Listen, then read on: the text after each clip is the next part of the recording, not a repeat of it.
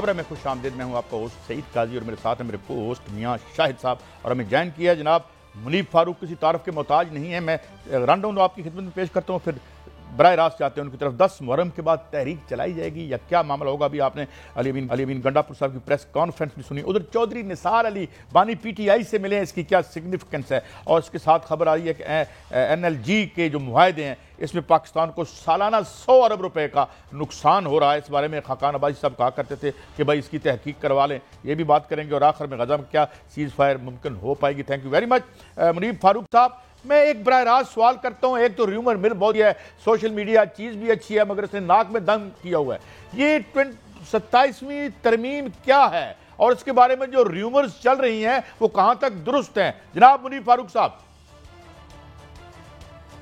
قاضی صاحب آپ کا دیکھیے گزارش یہ ہے کہ جس شد و مت سے یہ نظام ریاست چل رہا ہے، میں صرف اتنا کہوں گا کہ یہ جتنی بھی باتیں کی گئی ہیں کہ اگر آپ غور کریں تو اس میں کہ 27ویں آئینی ترمیم آ رہی ہے۔ میں نے پہلے بھی عرض کیا تھا کہ بالکل 27ویں بھی آئے گی، ضرورت پڑا تو 28ویں بھی آئے گی، اگر کوئی 27.5ویں کا ذکر ہوا تو شاید وہ بھی آ جائے۔ تو دیکھیے میں آپ کو صرف یہ بتا سکتا ہوں کہ جو اس وقت خبر ہے وہ ارادہ نظر آتا ہے، اور ایک جو ارادے کے ساتھ جو تیاری ہے وہ تو یہ ہے کہ یہ جس طرح سے نظام ریاست چل رہا ہے اس کو کنٹینیوٹی اس کی برقرار رہے، اور وہ کنٹینیوٹی برقرار کس طرح سے رکھنی ہے، کیا کرنا ہے۔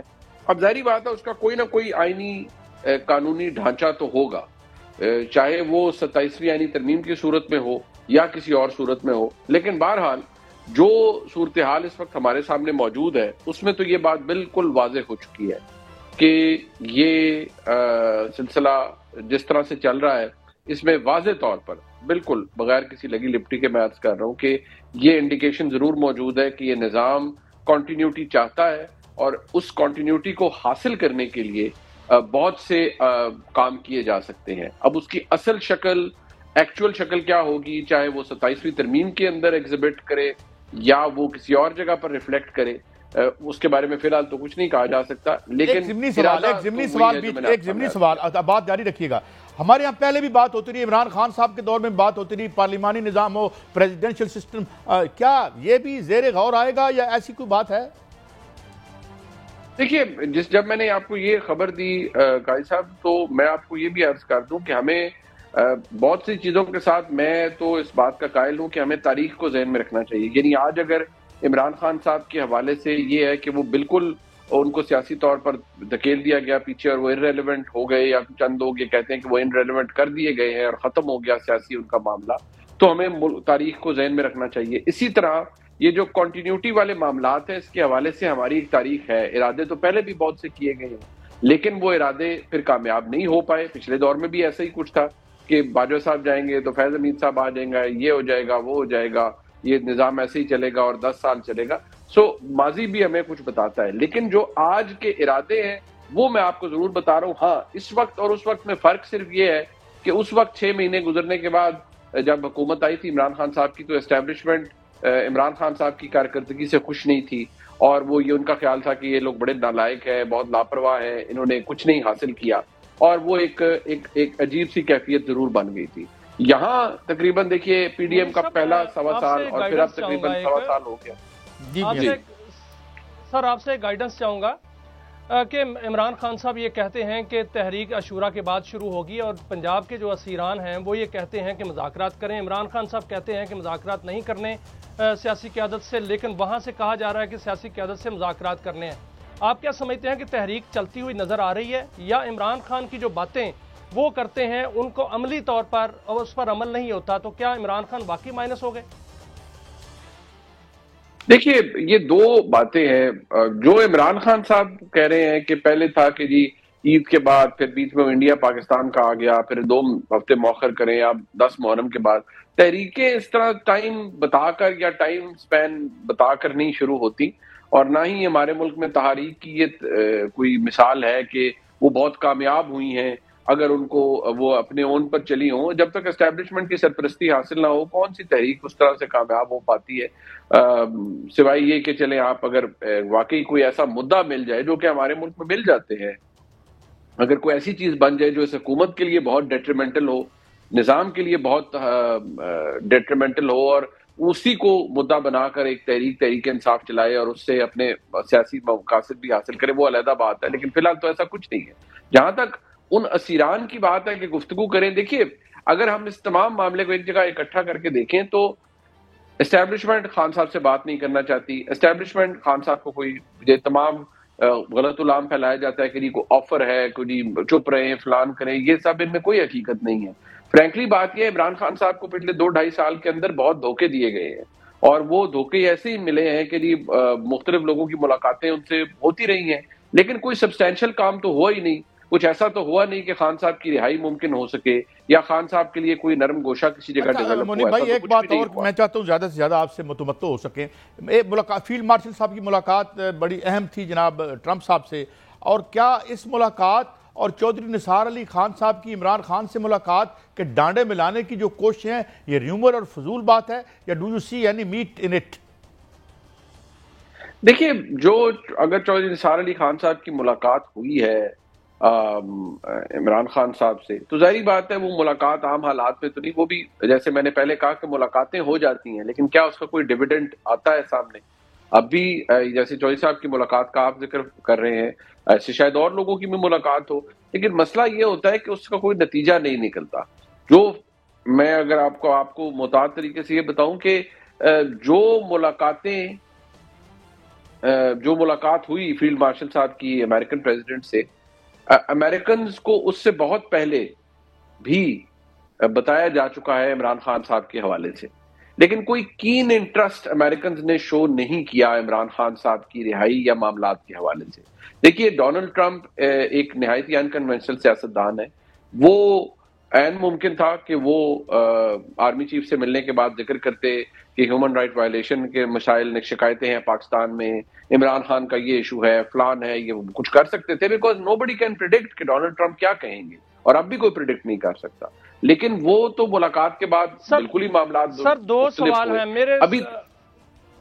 جی میاں صاحب, منیب صاحب گائیڈ کیجئے گا.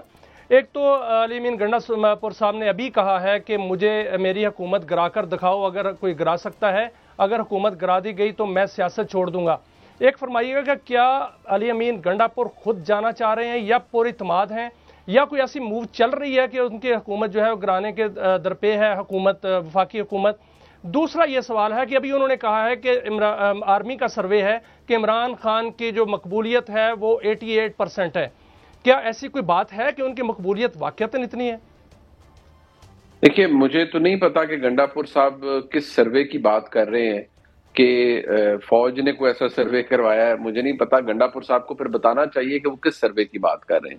ہاں عمران خان صاحب کی مقبولیت ضرور ہے, لیکن یہ جس سروے کی وہ بات کر رہے ہیں اس کے بارے میں مجھے تو نہیں پتا. گنڈا پور صاحب بہتر بتا سکتے ہیں. لیکن جہاں تک میں جانتا ہوں عمران خان صاحب کی حکومت ختم یہ جو خیبر پختونخوا میں یہ تو نہیں ہو رہی, ہوتی بھی نظر نہیں آ رہی ابھی تک, جو میں اس کے بارے میں جان پایا ہوں. دیکھیے اس وقت ضرورت نہیں ہے عمران خان صاحب کی یعنی گنڈا پور صاحب کی حکومت کو ختم کرنا خیبر پختونخوا میں.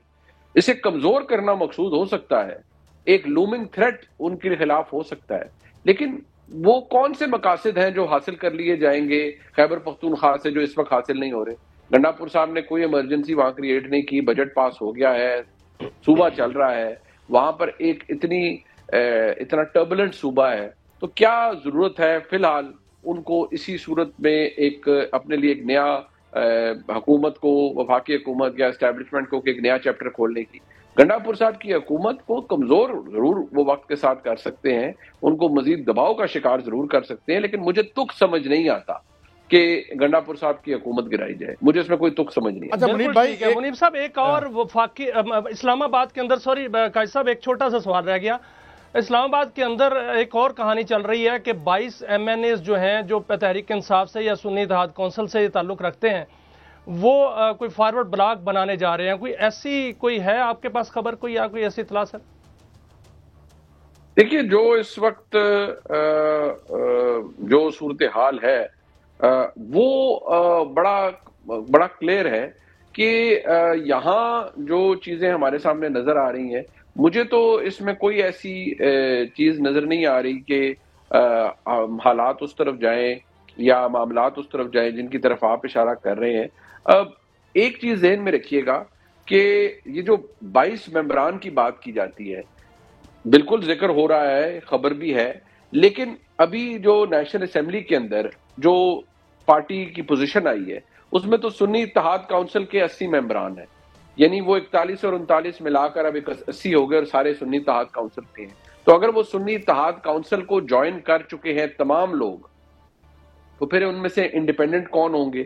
کیا انڈیپینڈنٹ وہ ہوں گے جن کو عادل خان بازائی صاحب بیک کر رہے ہیں؟ وہ جو چلے 5 انڈیپینڈنٹ سمجھ آتے ہیں، وہ چلے ادھر کوئی آ جائیں۔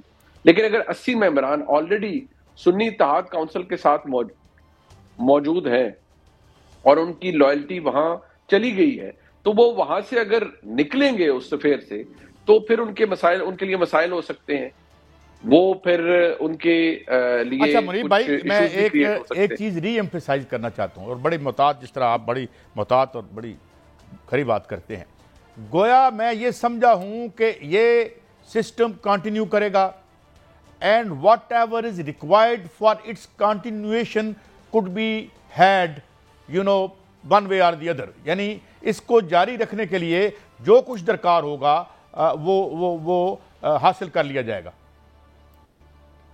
جی ابھی تک کی خبر تو یہی ہے کہ اس نظام کو جاری رکھنے کے لیے، طبالت دینے کے لیے، یا اس کی کنٹینیویشن جس بھی صورت میں ہے وہ بڑھانے کے لیے کہ یہی معاملات رہے، یا وہ 2029 کے انتخابات کے بعد بھی اگر اس کو ایسے ہی بڑھانا ہے، یا جو بھی ہونا ہے، جیسا بھی ہونا ہے، یا انتخابات یا کچھ جو اور افواہیں چل رہی ہیں جن میں ابھی تک کوئی پلازیبل بات ہمارے سامنے نہیں ہے، ارادہ تو یہی ہے کہ اس نظام کو آگے بڑھانا ہے، بے شک اسی کو ریپلیکیٹ کرنا ہے 2029 کے بعد، یا اس میں کچھ اور تبدیلیاں کرنی ہے اور آگے جانا ہے۔ اٹ آل ڈیپینڈس کہ کیا ہوتا ہے، بٹ فی الحال جو تیاری ہے وہ تو یہی ہے کہ اٹ از گوئنگ ٹو اچھا ایک فرمائشی سوال آپ سے، کیونکہ آج میرے اپنے یہاں ایک کولیگ میں ان کے پاس گیا تو انہوں نے پوچھا آپ کے گیسٹ کون ہے، تو انہوں نے مجھے کہا کہ جناب ہماری طرف سے یہ سوال پوچھیں۔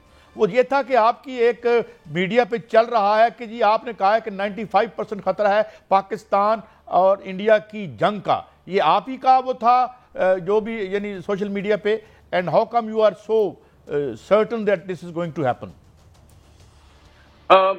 قاضی صاحب، یہ جو اس وقت سیکیورٹی کی صورتحال ہے، میں آپ کو بالکل محتاط طریقے سے یہ بتا سکتا ہوں کہ پاکستان کی جو فوج ہے، پاکستان کی جو افواج ہیں، یہ ان کی اسیسمنٹ ہے اور بہت کیئرفل اسیسمنٹ ہے کہ 90 سے 95% اس بات کی امکانات ہیں کہ مودی ایک ڈیسپریٹ آدمی ہے، اور وہ بیسیکلی اس وقت ایک ڈیسپریشن کے اندر بہت بڑی تعداد میں اسلحہ بھی خرید رہے ہیں اسرائیل سے، اور اسرائیل نے بھی ان کو نئے پینترے کچھ سکھائے ہیں۔ وہ پینترے یہ کہ بھئی پہلے حملہ کرو، بعد میں جسٹیفیکیشنیں دو، جس سے پہلے نہیں کہ پہلے آپ ایک جسٹیفیکیشنز دیں اور بعد میں حملہ کریں۔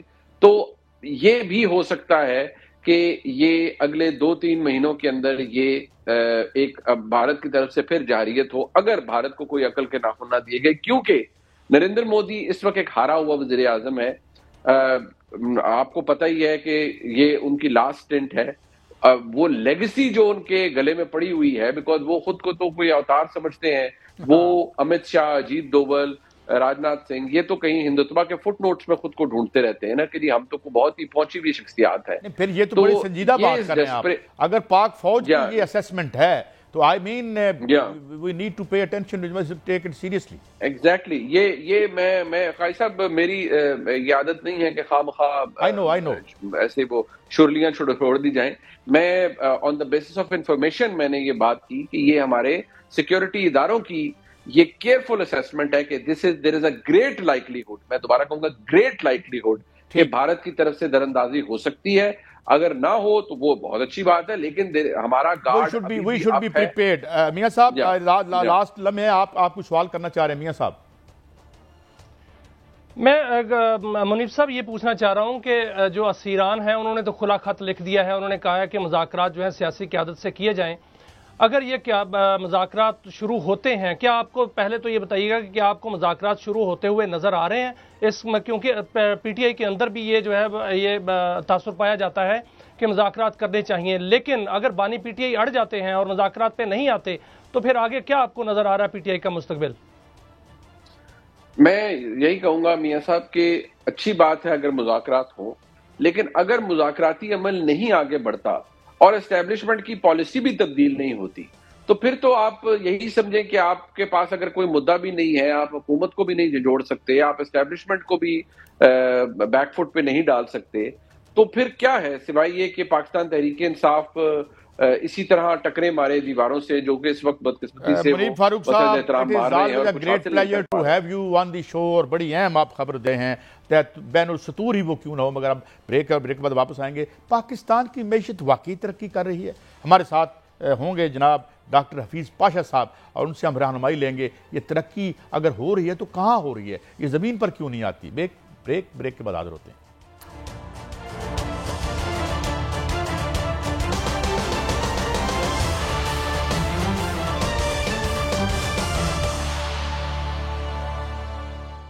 Welcome back. ناظرین، ہمیں جوائن کیا ہے جناب ڈاکٹر حفیظ پاشا صاحب، کسی تعارف کے محتاج نہیں ہیں. بہت شکریہ ڈاکٹر صاحب آپ کے قیمتی وقت کے لیے. ڈاکٹر صاحب میں اسٹریٹ سوال پوچھتا ہوں. کہا جا رہا ہے معیشت ٹھیک ہو گئی ہے اور جو ہے جی وہ ہمارے ڈیفالٹ کا جو چانس ہے وہ بھی 2-3 پوائنٹ نیچے آیا ہے سب کچھ، مگر 2 رپورٹس جو ریسنٹلی آئی ہیں وہ یہ ہیں، ایک تو پاورٹی کی 44.7%، اور ایک اور تازہ رپورٹ آئی ہے جو میل فیمیل پیرٹی کی ہے، اور اس میں ہم بدترین مقامات پہ ہیں. اگر بہتری ہو رہی ہے تو یہ نیچے کیوں نہیں آتی؟ یہ کیا ترقی اپر ایشلانز تک ہی رہتی ہے؟ Why doesn't it translate into the welfare of common people? Doctor صاحب. بسم اللہ الرحمن الرحیم. آپ نے 2 اعداد شمار کوٹ کیے ہیں، میں اگر آپ مناسب سمجھیں تو کچھ اور بھی اسٹیٹسٹکس آپ کو بتانا چاہتا ہوں کہ آج پاکستان کے حالات کس لیول پہ ہیں. سب سے پہلے دیکھیے ہمارا جو پاپولیشن اینڈ ہاؤسنگ سینسس ہوا ہے 2023 میں، ماشاءاللہ ایک بہترین سینسس جو کہ جسے پہلی دفعہ ڈیجیٹل سینسس کے تحت کیا گیا تھا، اور اس میں بہت اعداد شمار بہترین کلیکٹ کیے گئے ہیں، down to the level of تحصیل، صرف تحصیل تعلقہ لیول تک اسٹیٹسٹکس کیے گئے ہیں. پہلی دفعہ تاریخ میں ایسا ہوا ہے. اس سینسس نے 2023 میں بے روزگاری کا بھی لیول پتہ کیا ہے پاکستان میں کیا ہے. اب مجھے کہتے ہوئے بھی بے پناہ افسوس ہے کہ ہمارا اپنا گورنمنٹ کا سینسس جو ہے وہ یہ کہہ رہا ہے کہ پاکستان میں بے روزگاری کا پیمانہ 22% ہو چکا ہے. 22%، یعنی کہ 5 ورکرز میں سے کم از کم 1 بے روزگار ہو چکا ہے، اور 5 سال پہلے یہ لیول تھا 6.5%. اب یہ تاریخ کا سب سے بلند انمپلائمنٹ ریٹ ہے پاکستان میں. اب آپ سوچئے کہ اس سے کچھ اشارہ مل رہا ہے آپ کو. درست. آپ نے غربت کے پیمانے کا تو ذکر کر چکے ہیں. تقریباً 11.5 کروڑ لوگ پاکستان کے غربت کے لکیر کے نیچے جا چکے ہیں. تیسرا ایک اسٹیٹسٹک جو ہم نے اسی سینسس سے نکالنے کی کوشش کی ہے دوسرے ڈاکومنٹس کے ساتھ ساتھ، وہ یہ ہے کہ پاکستان کے نوجوان جو ہیں وہ کس حد تک ہمارے نوجوان جسے کہتے ہیں بیکار ہیں، آئیڈل یوتھ. آئیڈل یوتھ کیا ہے؟ اس کا بھی پیمانہ تاریخ کا بلند لیول پر جا چکا ہے. تقریباً 2 کروڑ نوجوان ایسے ہیں جو کچھ نہیں کر رہے ہیں، اور اس کے نتیجے میں آپ دیکھیے کہ لیٹسٹ اسٹیٹسٹکس آئے ہیں کہ ایک مہینے میں تقریباً 50,000 پاکستانی باہر جا رہے ہیں. यही वजह है कि मुल्क के अंदर ना तो तालीम की सहूलत है ना रोज़गार। तो ये सारे स्टेटिस्टिक्स जो इशारा दे रहे हैं कि पाकिस्तान एक स्ट्रक्चरल प्रॉब्लम में फंस चुका है और इससे निकालने के लिए हमारी जो लीडरशिप है और हमारे विद ऑल ड्यू रिस्पेक्ट्स अशराफिया जो हैं, उन्हें अब फाइनली मुल्क के लिए कुछ करना ही पड़ेगा। अच्छा डॉक्टर साहब, लेकिन डॉक्टर साहब हुकूमत तो कहती है कि सब अच्छा है, और इस हवाले से हुकूमत की जो उन्होंने कहा कि तमाम अहदाफ जो है हमने पूरे कर लिए, लेकिन जो नज़र आ रहा है कि ना दरामदात का हदफ पूरा हुआ, ना बरामदात का हदफ पूरा हुआ, ना तजारती खसारे का हदफ पूरा हुआ, और ना ही जो है वो देखने में आया कि टैक्स का हदफ है वो भी पूरा हुआ। तो आइंदा जो साल जो है वो शुरू हो चुका है, इसमें आपको पॉलिसियां कोई ऐसी नज़र आ रही हैं कि हम अहदाफ जो है मुकम्मल कर लेंगे जो अहदाफ रखे गए हैं? देखिए, again with all due respects, ये बजट जो पेश किया गया है ये नुमाया तौर पर एक कमज़ोर बजट है।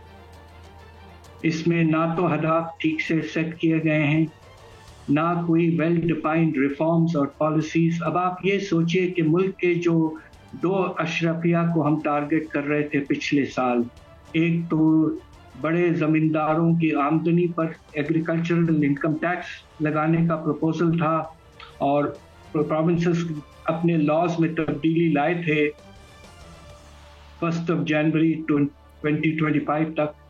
और दूसरा ये था कि जो बड़े बड़े ट्रेडर्स हैं, दुकानदार हैं, उनको हम एक प्रोजेक्ट के तहत उनसे 50 अरब हासिल करने की कोशिश करें। इस बजट में ना तो इन चीज़ों का जिक्र है, ना कोई मेजर ब्रॉड बेसिंग इनिशिएटिव की गई है। जी डॉक्टर साहब, मैं अब थोड़ा इंटरनेशनल लेवल पे आपसे एक गाइडेंस चाहता हूँ।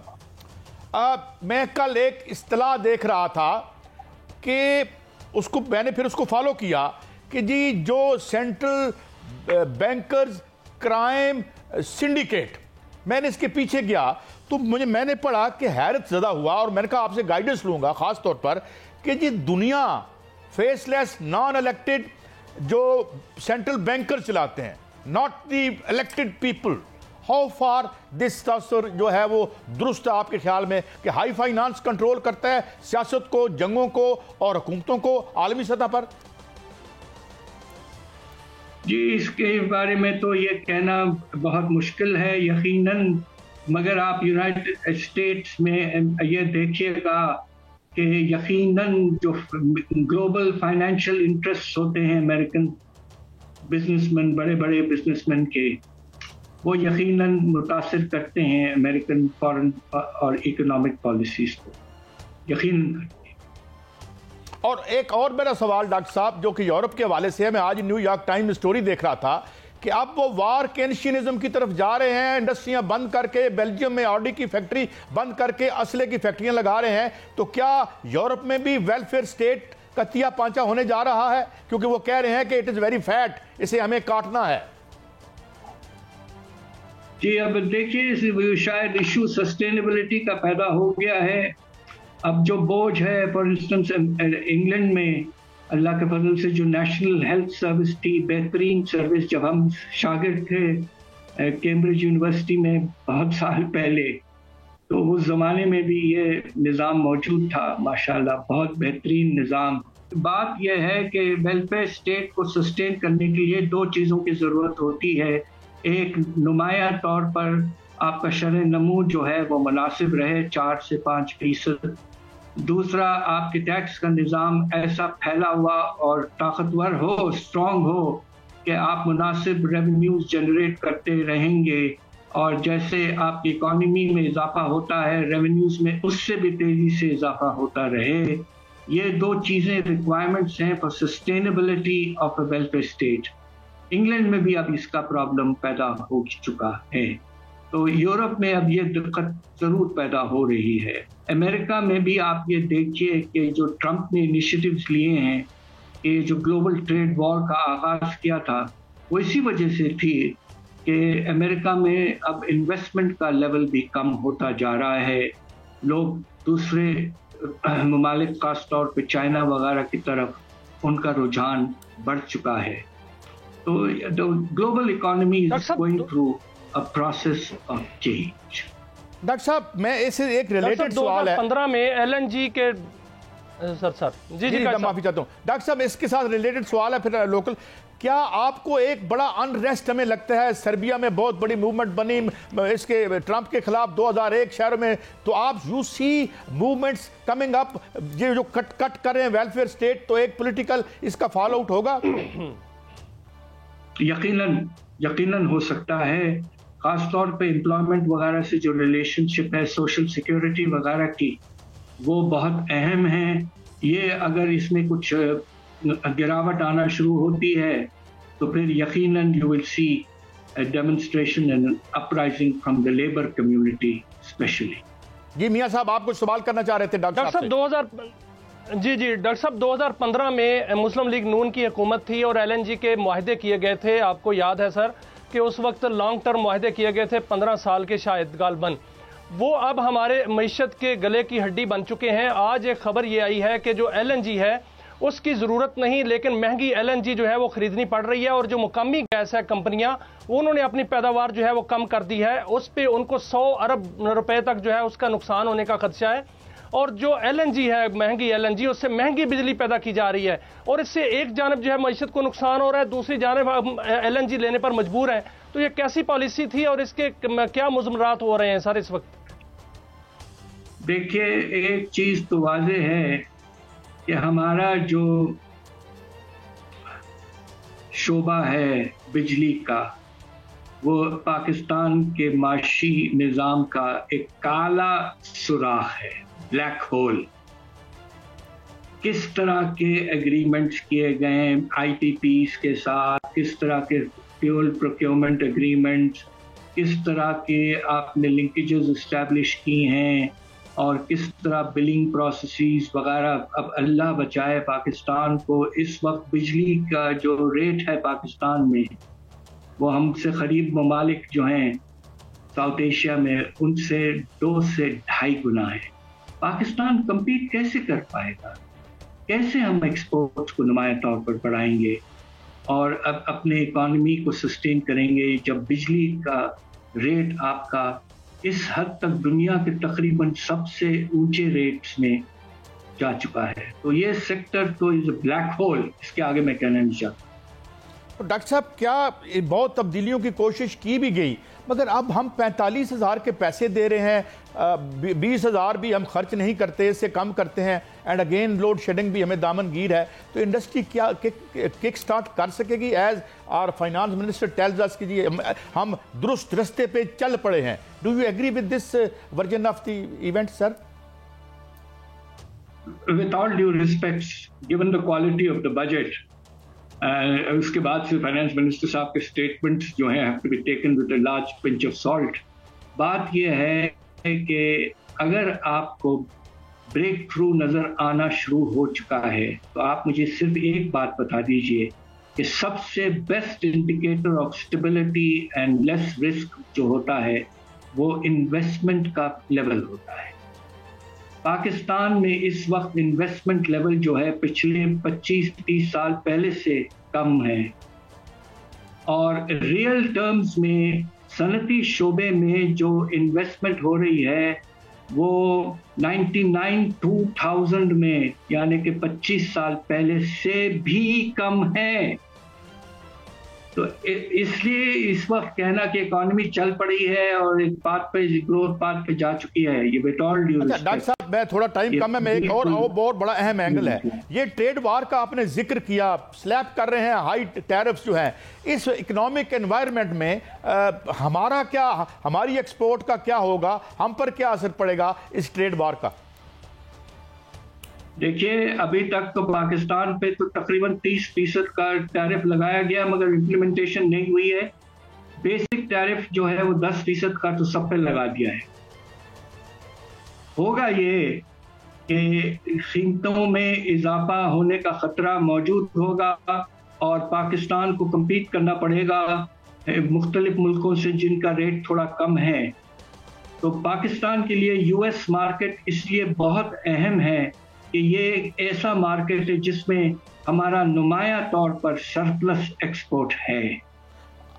5 अरब डॉलर तक हम एक्सपोर्ट करते हैं और अमेरिका से मुश्किल से 2 अरब डॉलर इंपोर्ट करते हैं। Thank you very much precious comments और thank you very much for your precious contribution to our show. नाज़रीन, हालात अच्छे नहीं हैं आलमी तौर पर भी और मकामी तौर पर भी, और ये जो फिगर आते हैं बड़े रोजी किस्म के, they have nothing to do with the reality on the ground. हमारा आज का शो, कल फिर मिलेंगे। अल्लाह हाफिज़।